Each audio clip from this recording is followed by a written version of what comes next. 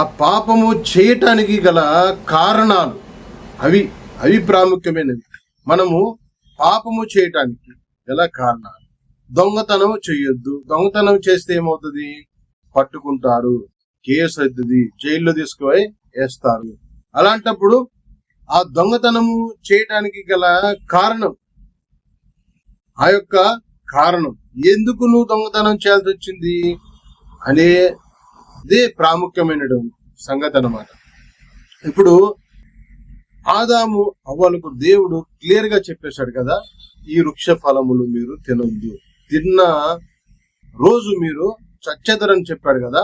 అయితే ఈ వృక్ష ఫలములు తినడానికి గల కారణము మనం తెలుసుకోకపోతే మనము క్రైస్తవులమే కాదు, క్రైస్తవులని చెప్పుకునే విశ్వాసులమే అసలే కాదు. అర్థమవుతుంది ప్రియులారా? ఇప్పుడు కారణం ఏంటంటే, దేవుడు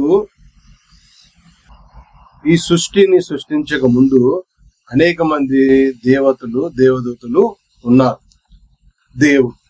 దేవుడు ఒక్కడే, అనేక మంది దేవదూతలు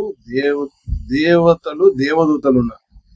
వీళ్ళలో ప్రధానమైనటువంటి ఈ యొక్క దేవదూత ఎవరంటే లూసిఫర్.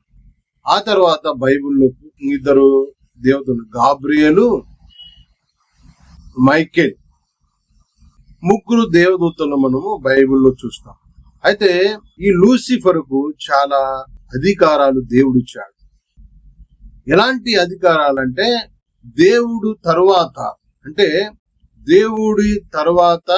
లూసిఫర్ తర్వాత ఇంకా ఉన్నటువంటి దేవదూతలు.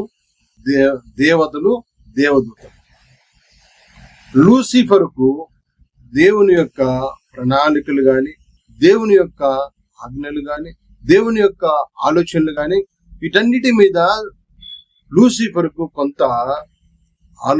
కొంత అవగాహన ఉంది. ఎందుకంటే దేవుడు యొక్క సృష్టిలో ఆయనకున్నటువంటి అధికారం, ఆయనకున్నటువంటి ఆ యొక్క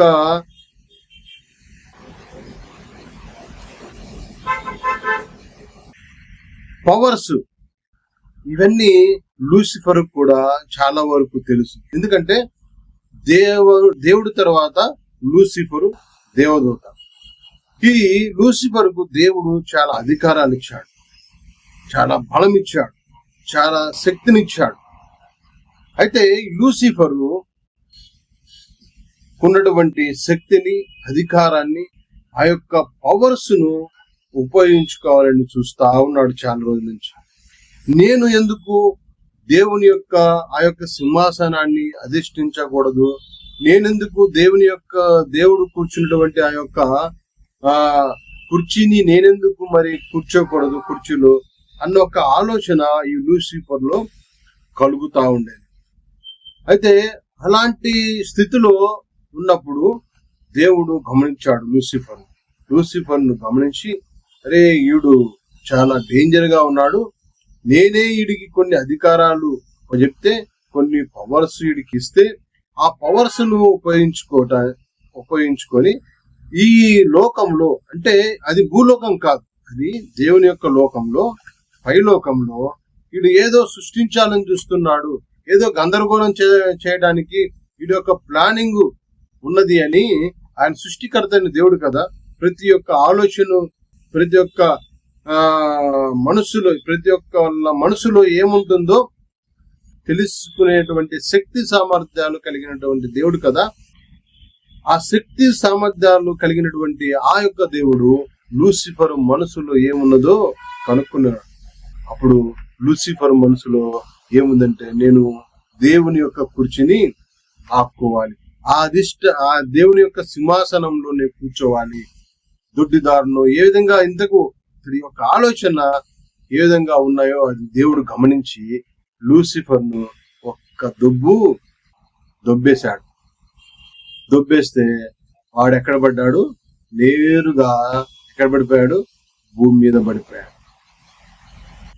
అడ్రాసు లేకుండా పోయి తనకున్నటువంటి పవర్స్ ద్వారా ఏ విధంగానే గాని ఏ విధంగా అయినా గాని దేవుని యొక్క సృష్టిని చెడగొట్టాలి. ఎంతో అద్భుతంగా దేవుడు సృష్టించాడు ఈ సృష్టిని నేను చెడగొట్టాలని ఒక ఆలోచనతో లూసిఫర్ ఉన్నాడు. అలాంటి ఆలోచనలు కలిగి ఉన్నప్పుడే ఈ హవ్వ ఆదాములు దొరికిపోయారు. అయితే చాలా రోజుల నుంచి లూసిఫర్ ఆలోచన చేస్తా ఉన్నాడు. ఏ విధంగా అయినా గాని దేవుడు ఏదైనా తోటలో ఉంచినటువంటి హవ్వ ఆదాములు వీళ్ళు దేవుడు వీళ్ళను చాలా ప్రేమతో పెంచుతున్నాడు. ప్రతిరోజు వచ్చి వాళ్ళని పలకరిస్తున్నాడు. ప్రతిరోజు వచ్చి వాళ్ళ బాగోగులను తెలుసుకుంటున్నాడు.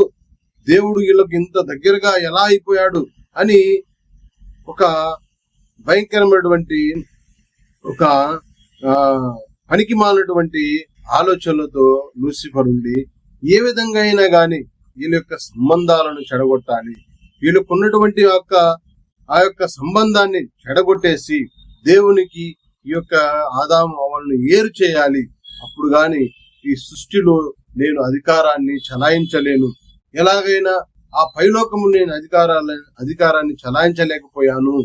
భూలోకములోనైనా ఈ హవ్వ ఆదాము దేవుడు సృష్టించినటువంటి ఈ యొక్క హవ్వ ఆదాము కలిగినటువంటి సంతానానికైనా నేను అధికారిగా ఉండాలి, నా పెత్తనము జరగాలి, నేనే వీళ్ళను పరిపాలించాలి అని ఒక ఆలోచనతో లూసిఫరు తిరుగుతా ఉన్నాడు. కానీ ఏదేను తోట చుట్టూరా దేవుడు ఏం చేశాడు? కంచెను అంటే సెక్యూరిటీ పెట్టేశాడు, దేవదూతలను ఉంచేశాడు. ఏదేను తోటలోకి వెళ్ళాలంటే చాలా పర్మిషన్స్ కావాలి, చాలా కట్టుదిట్టమైనటువంటి భద్రతను దేవుడు ఏర్పరిచాడు. ఎలాగైనా గాని ఏదేను తోటలోనికి వెళ్ళాలి అని ఈ యొక్క లూసిఫర్ యొక్క ఆలోచన.